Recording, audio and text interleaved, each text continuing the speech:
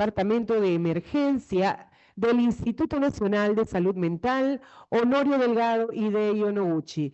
A continuación se va a abordar el tema depresión y bipolar, convergencias y divergencias, que estará a cargo de la doctora Silvana Sarabia Arce, quien es médico cirujano, psiquiatra, formada en la Universidad Peruana Cayetano Heredia, egresada de doctorado en medicina de la Universidad Peruana Cayetano Heredia, maestría en medicina también por la misma universidad, diplomado en educación médica por la Universidad Católica de Chile, jefa de la carrera de medicina, Facultad de Medicina Alberto Hurtado en la Universidad Peruana Cayetano Heredia. Invitamos entonces a la doctora Silvana Sarabia Arce. Adelante, doctora.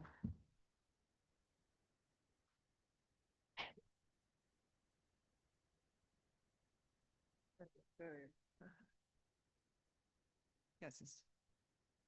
Buenos días. Siempre es un gusto estar acá de regreso. No mencionaron, pero hice mi residencia acá hace muchos años, así que siempre contenta de poder estar acá nuevamente. Ese es el tema que me toca el día de hoy. Esa es mi declaración de posibles conflictos de interés, porque en una parte de la presentación voy a hablar de fármacos, ¿no? Entonces siempre es bueno presentarlo. Parece un montón, pero voy a ir avanzando rápido los temas, pero eso es lo que vamos a ir tocando el día de hoy, ¿no? Vamos a empezar un poquito de historia. Como saben, inicialmente se llamaba enfermedad maníaco-depresiva, descrita hace muchísimos años. Al finales del 1999 ya empiezan a hablar de los dos polos que hay, o sea, estamos hablando de mucho tiempo. Y finalmente es en los DSMs que conocen ustedes, no se incorpora la parte de dimensión, ¿no? Los DSMs son categoriales, que vamos a hablar un poco de eso también, ¿no? Recién en el en 4TR, hablan de episodios mixtos, que eran muy difíciles de diagnosticar, porque te pedían todos los síntomas de un episodio depresivo y todos los síntomas de un episodio maníaco en una misma persona en un mismo momento. Eso no pasaba, ¿no? Entonces, después en el DSM-5 lo pasan a características mixtas, que tienen el episodio predominantemente depresivo con algunos síntomas del otro polo. Entonces, esos pacientes sí los vemos más bien con frecuencia. Y quiero presentarles como parte de la historia el estudio que se llama Iowa 500. Es un estudio de una cohorte retrospectiva que inicia en el 71, pero es la revisión de historias clínicas de pacientes que estuvieron hospitalizados desde el año 34 al 44. O sea, estamos hablando de pacientes que vivieron casi la evolución natural. En el 38 por ahí recién aparece la terapia electroconvulsiva, que era el único tratamiento efectivo de esa época. Todos los otros tratamientos ya no se usan. Y después del 44 recién viene la clorpromacina, ¿no? Entonces son pacientes que en realidad la descripción es básicamente la evolución natural de estos pacientes.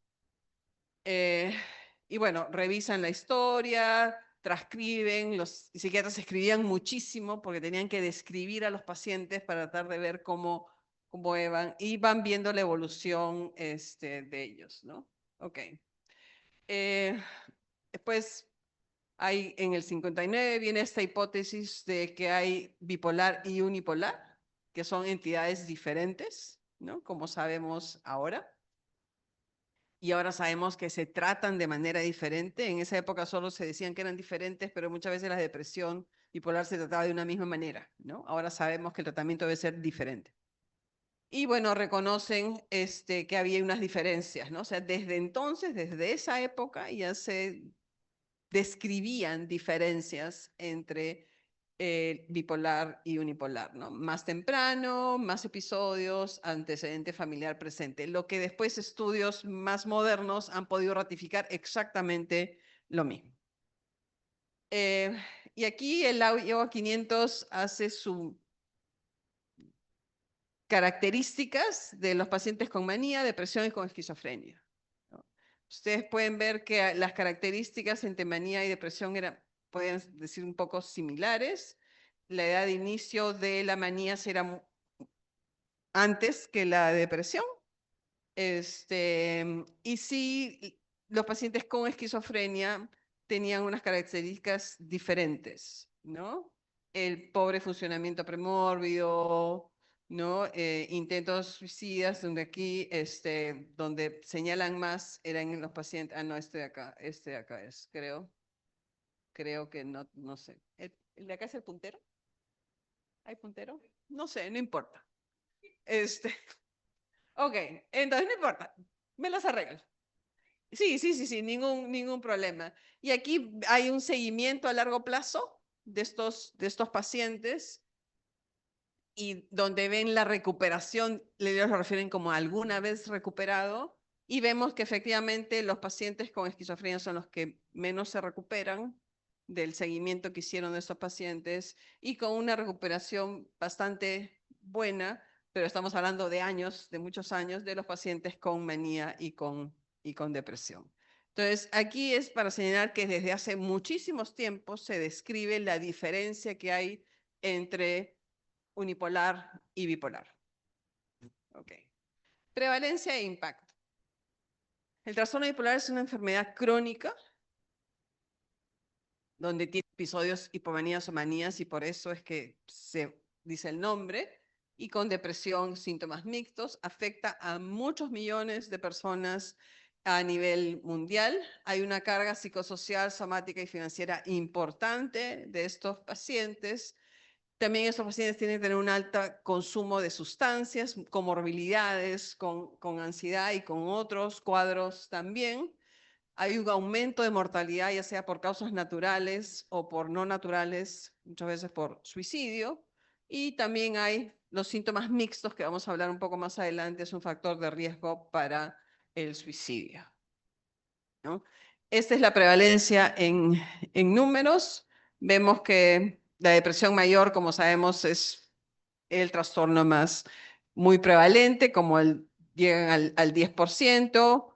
La manía de 1%, hipomanía con depresión 1.6%, y lo que estamos hablando, depresión con hipomanía subumbral, o sea, con estas características mixtas, tiene un porcentaje bien elevado, ¿no? Ok. Hay un factor hereditario importante. El trastorno bipolar tiene es altamente hereditaria, del 60-80%. Se sabe que hay una asociación de genes, o sea, es poligénica, no es que encontramos un gen, hay muchos genes. Los estudios a lo largo del mundo han identificado varios genes de combinación de genes y eso hace difícil que se pueda manejar a ese nivel, ¿no? Y lo que se sabe también que hay una correlación genética en el trastorno bipolar con otros trastornos, ¿no? Esquizofrenia, depresión, consumo de sustancias, autolesiones, y esto también sugiere que sean superpuestas, ¿no? En algún momento nos vamos a hablar, yo ya no voy a vivir probablemente para eso, no se va a hablar de los trastornos depresivos, se va a hablar de la fisiopatología y tales neurotransmisores que afectan y vamos a ir a corregir eso, ¿no? A eso probablemente es lo que se querría llegar. Factores ambientales, como sabemos, son muy importantes. Uno tiene que tener un factor biológico que te predispone a tener los trastornos mentales en general, pero tiene que haber factores ambientales que lleven a que la persona finalmente lo tenga, ¿no? Los problemas de adversidad infantil, trastornos cardiometabólicos, factores relacionados a estilos de vida, van a interactuar con la relación genética para moldear manifestaciones clínicas, ¿no? Y eso es, uno tiene un factor genético, es como tener dos vasitos, ¿no? En un vasito tenemos piedras, poquitas piedras, en otro vasito tenemos un montón de piedras. Este es mi factor biológico, con lo que uno viene. Cada uno tiene su frasquito con sus piedritas. Van a venir los estresores de afuera, que pueden ser desde la infancia, y eso es como si le echáramos agua a estos vasitos. Si yo tengo pocas piedritas, pueden echarme mucha agua y probablemente el vaso no se va a rebalsar. Si tengo muchas piedritas, mi factor genético es más fuerte, menos estresores van a generar el cuadro, ¿no? Entonces tienen que haber estos dos factores, la parte genética y la parte ambiental, para que se presenten los cuadros en general, los trastornos mentales en general, ¿no? Sí se ve que hay mucha desregulación en el ritmo circadiano, los problemas de sueño son importantes en los pacientes con trastorno bipolar. También se están viendo medidores proinflamatorios, proteína C reactiva, interleuquina C, que pueden estar elevados en estos pacientes. Todavía no tenemos marcadores biológicos exactos, entonces hay estudios que presentan estos como hallazgos, pero todavía no hay nada que nos sirva para hacer el diagnóstico entre ellos, ¿no? Y también hay alteraciones que en algunos pacientes se ha encontrado de casamiento cortical, frontal, parietal y temporal. ¿Cómo es esto en la parte categorial y dimensional? Las categorías, lo que ven ustedes ahí, ¿no? Hay criterios y tienen que cumplirse con estos criterios para decir tiene este diagnóstico, ¿no? Vemos ahí en celestito, es el trastorno bipolar, probablemente 2, o sea, manía, depresión, aunque sabemos que el bipolar 1 puede tener solo manías, pero lo frecuente es que tenga de los dos. Tenemos el bipolar 2, que tiene que tener depresión y hipomanías, o el unipolar. Entonces, son así, ¿no? Diagnósticos por categorías. El episodio depresivo mayor tiene que tener esos criterios. Esos 9 criterios que ustedes ven ahí, por lo menos 2 semanas, tienen que haber 5 de ellos, tienen que afectar el funcionamiento, tienen que estar la mayor parte de los días, o sea, es la parte categorial. Hacemos este diagnóstico, ¿no? También tenemos el... Y después al final, si tenemos tiempo, hoy les cuento lo de los carros también. Bueno, se los cuento rapidito.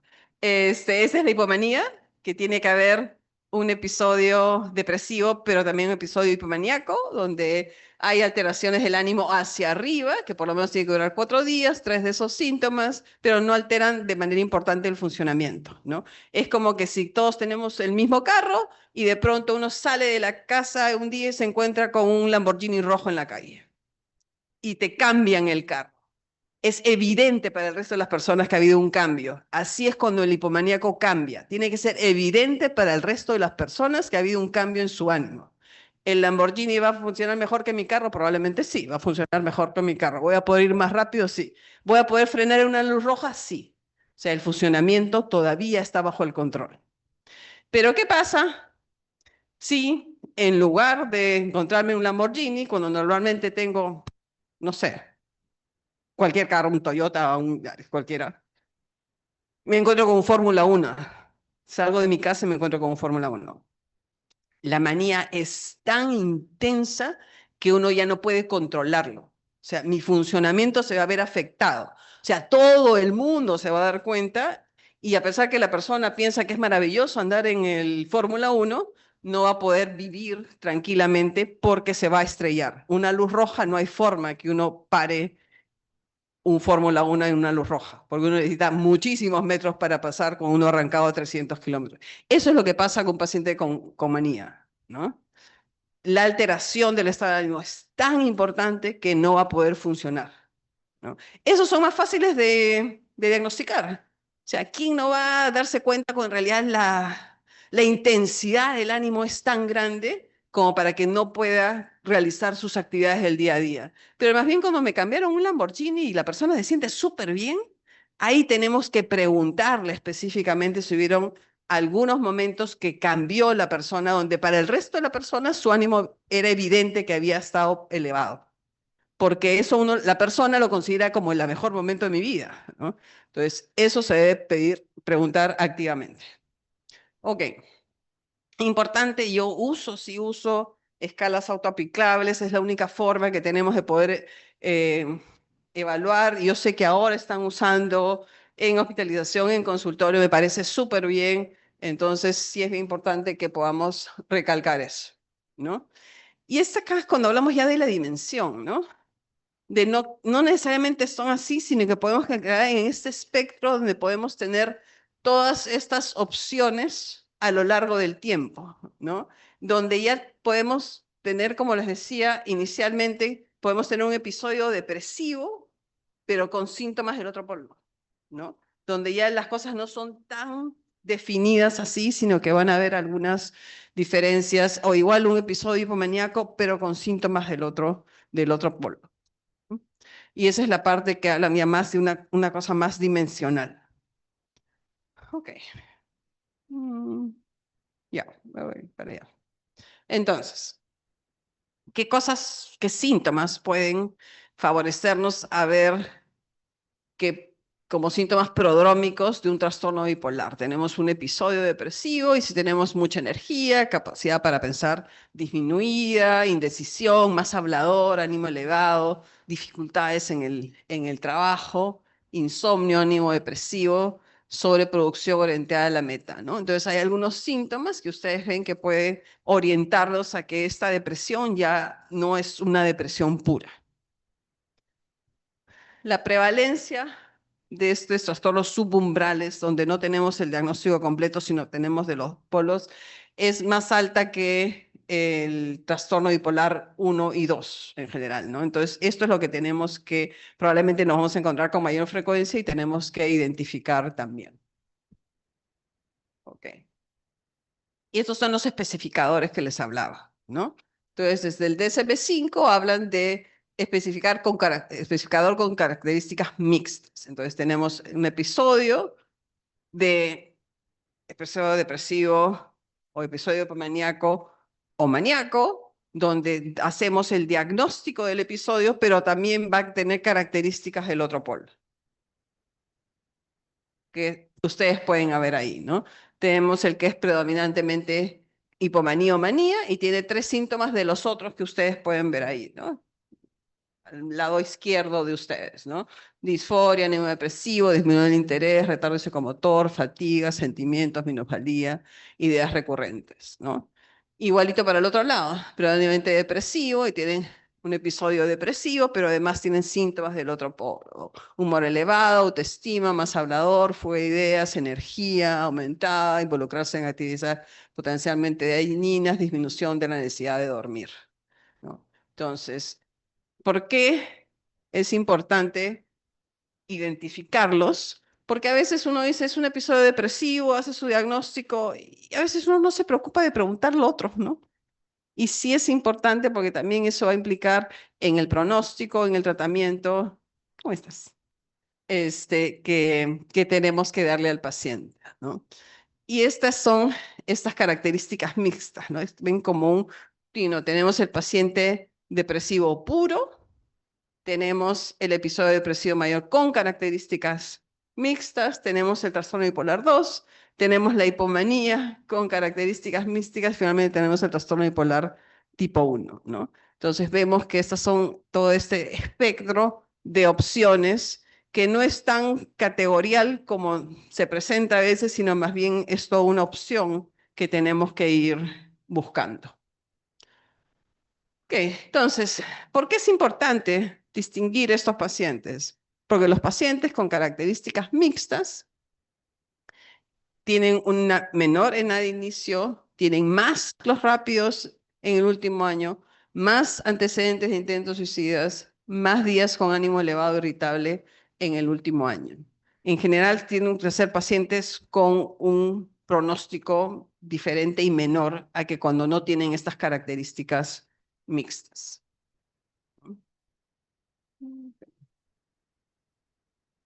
Ya. Entonces, hemos hablado un poco de la historia, hemos hablado de la parte categorial y la parte dimensional, y también hemos hablado que el episodio depresivo mayor que presentamos, y había unas zapatillas, no sé si ustedes vieron las zapatillitas ahí, es cuando te quitan el carro. El episodio depresivo mayor es cuando tú has estado acostumbrado a estar en carro y de pronto te lo quitaron. Y tienes que ir por el mundo tratando de equiparar las actividades que todo el resto del mundo tiene usando un carro. Y por eso es que no tiene sentido cuando le dicen a los pacientes deprimidos, pon de tu parte.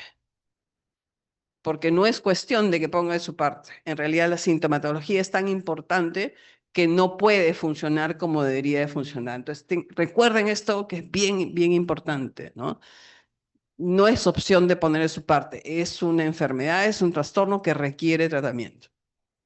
Entonces, vimos estas categorías y ahora vamos a ver que a pesar que el episodio depresivo mayor es igual para depresión mayor y para trastorno bipolar, hay algunas características diferentes que es las que vamos a señalar ahora. Ok. ¿Cuáles son los desafíos diagnósticos? Y justamente porque eso es importante diferenciarlos, ¿no?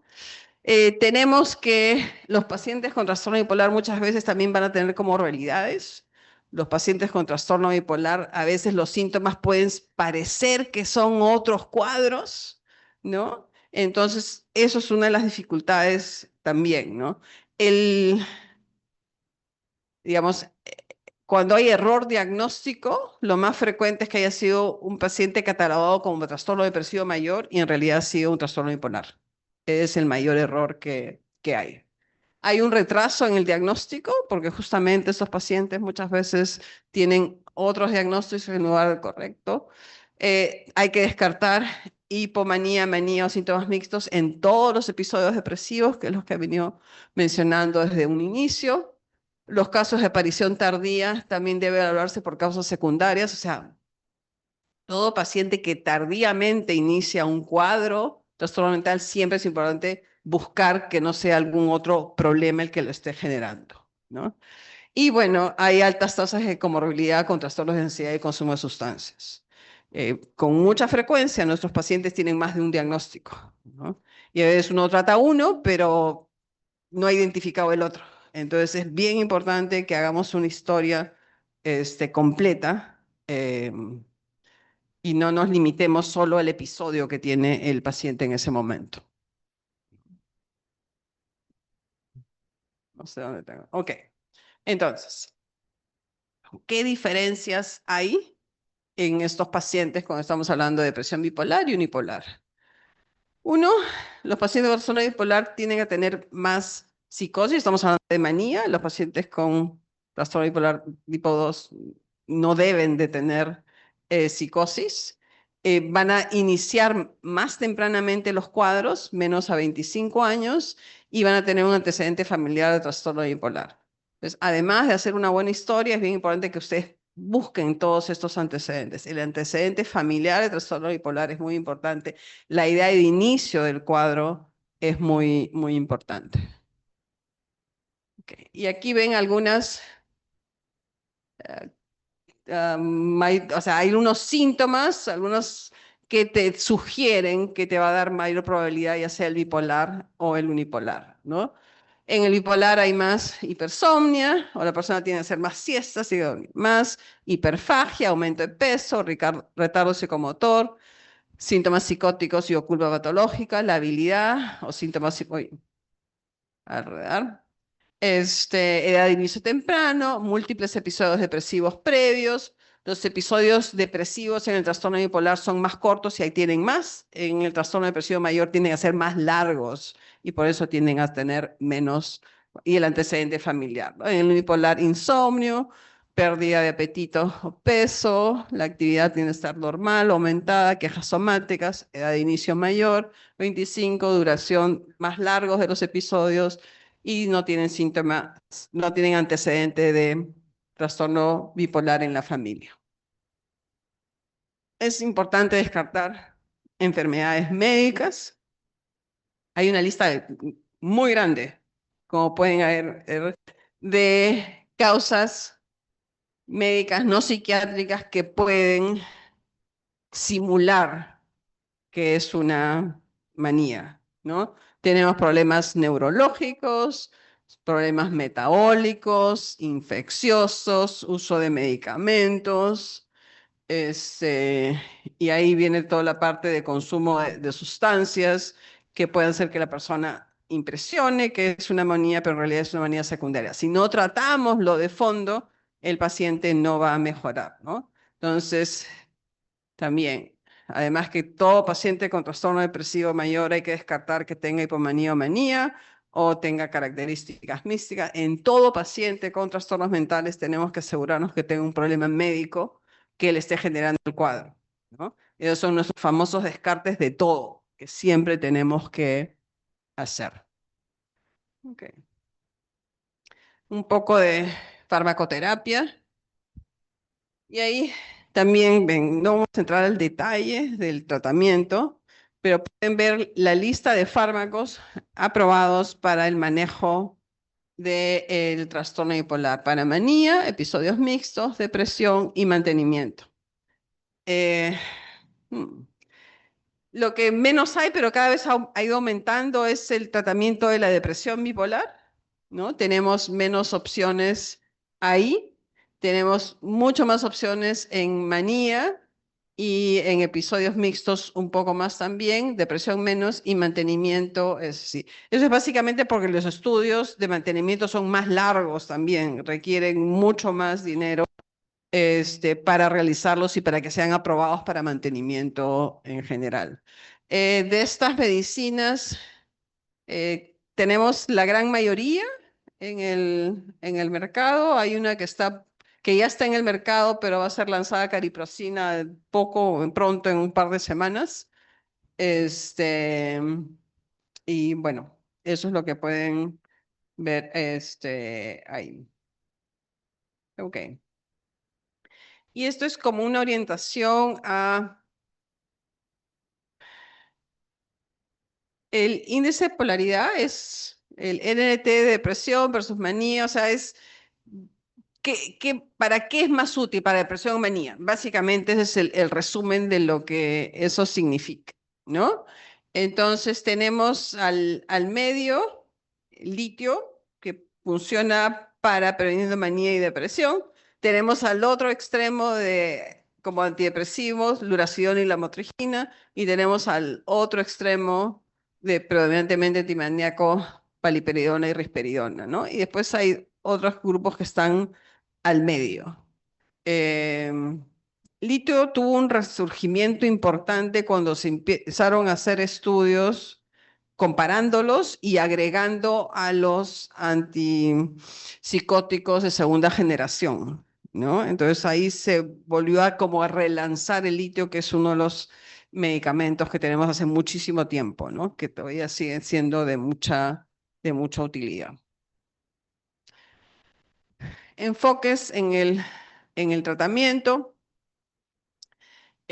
Sí, además bueno, primero hacer un buen diagnóstico, hacer una buena historia, hacer un buen diagnóstico, ver según las características que tiene el mejor tratamiento que le pueden dar al paciente. Es importante dar algunas otras recomendaciones, ¿no?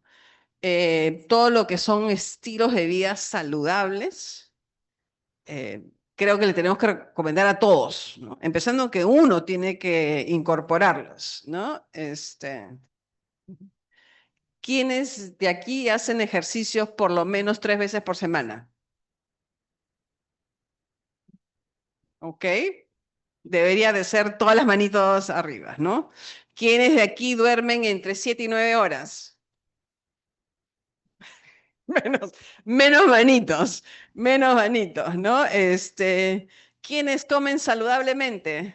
Yo no se va a poner mi manito acá porque eso es a medias. ¿Quiénes socializan? Ok, ahí vamos mejor, ahí va mejor, ¿no? Pero digamos, todas estas cosas que ahora puede ser divertido poder hacerlo, es algo que uno tiene que incorporar en su propio estilo de vida, ¿no?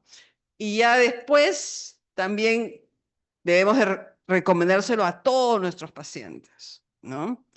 Hay que dormir bien, hay que alimentarse bien, hay que hacer ejercicio, ¿no? Eso es lo que a veces cuesta un poco más. Entonces, todo eso debe ser parte de nuestras recomendaciones a todos nuestros pacientes. Pero un punto muy importante específicamente en pacientes con trastorno bipolar es el sueño. El sueño es un marcador importante cuando el paciente se está descompensando, ¿no? Entonces, duerme más, duerme menos, nos debe mal. Entonces, cuando evaluemos sueño, siempre tenemos que saber cuál es el normal de su sueño, cómo cambia y cómo asegurarnos de tratar que regrese a eso. Y además el paciente debe ser el que, obvio, nosotros deberíamos de preguntarlo, pero si no lo preguntamos, el paciente nos debería de decir, ha habido estos cambios, porque sabe que eso es un marcador importante para una posible recaída. Entonces, sueño es importante. Sabemos que los estabilizadores de ánimo y los antipsicóticos de segunda generación son los principales agentes farmacoterapéuticos. Hay que evitar antidepresivos monoaminérgicos en episodios mixtos o ciclos rápidos.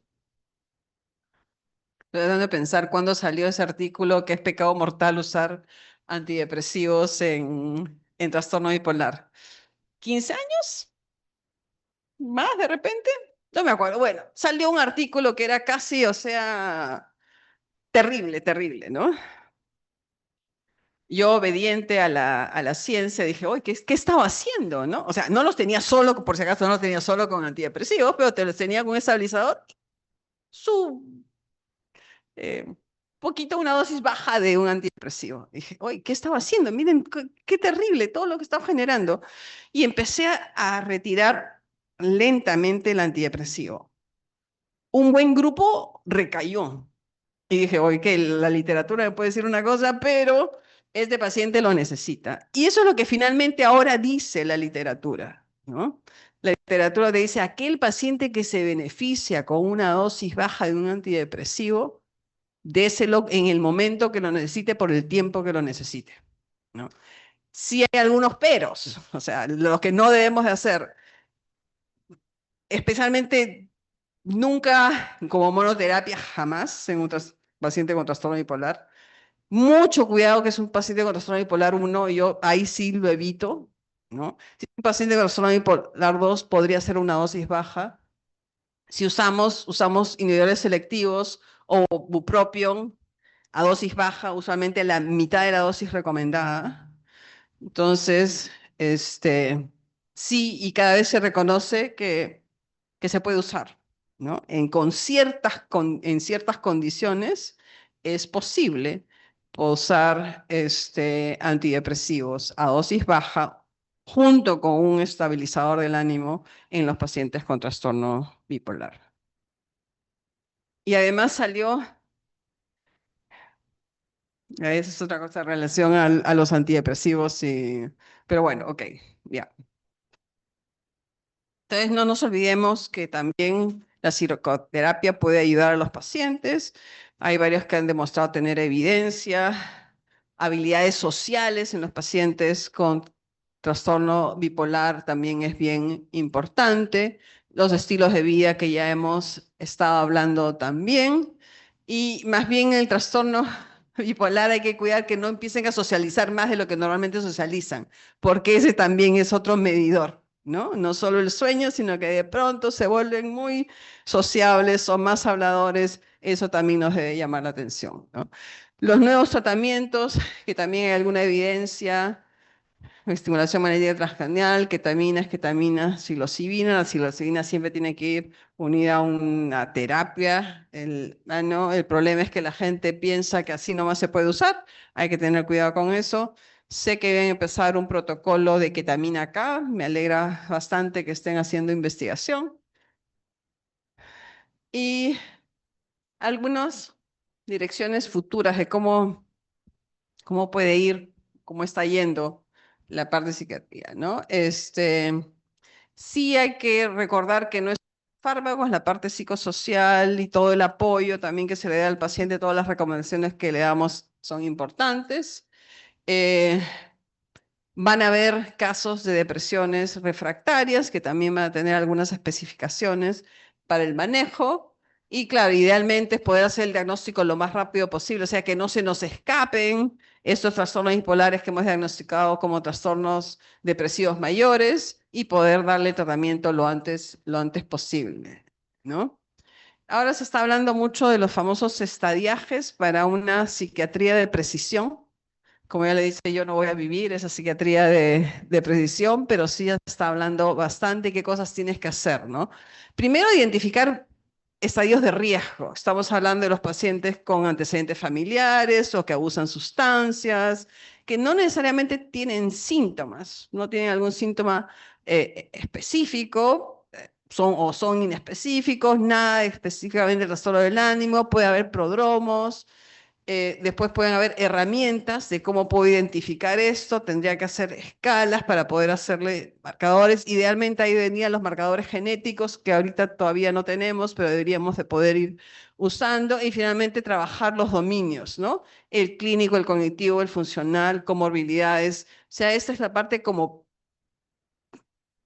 No es un diagnóstico, es una detección de este grupo en riesgo y que debería seguirlos muy tempranamente para finalmente, si voy a hacer el diagnóstico, hacerlo temprano también. Después vienen los estadios tempranos, que son el primer episodio. Creo que encontrar pacientes con primer episodio, ya sea para trastorno bipolar o para esquizofrenia, es complicado. Usualmente ya vienen cuando han tenido varios episodios los pacientes. Acá nuevamente marcadores genéticos, idealmente para poder cómo responderían mejor a los fármacos, una farmacoterapia de intervención, también intervenciones psicológicas, y debería ser adaptado a cada individuo, ¿no? Después tenemos una fase, unos estadios donde ya hay recaídas, ¿no? Y tendríamos que intervenir ahí se trabaja mucho intervención por uso de sustancias. Una de las causas importantes de recaídas es cuando el paciente empieza a consumir y deja de tomar la medicación, ¿no? Y los estadios tardíos donde debería venir ya remediación funcional. Entonces, aquí la idea es tratar de hacer que según estadio el manejo farmacológico y terapéutico sea de tal forma que se evite que haya un mayor deterioro en el paciente, ¿no? La famosa psiquiatría de precisión. Ahorita estamos por acá. Nuestros diagnósticos son básicamente clínicos, ¿no? El curso clínico nos dice más o menos en qué estadio está el paciente y en algún momento uno podrá decir, ok, este paciente con estas características, con estos síntomas, en estos neurotransmisores afectados, le vamos a dar esto. Y ya llegaremos en algún momento. Conclusión, el trastorno bipolar es muy frecuente.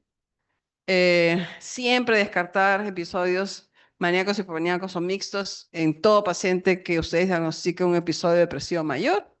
Y las características clínicas van a ser de peor pronóstico, ¿no? Entonces también es importante tener eso en cuenta y diagnosticarlos. Y muchas gracias.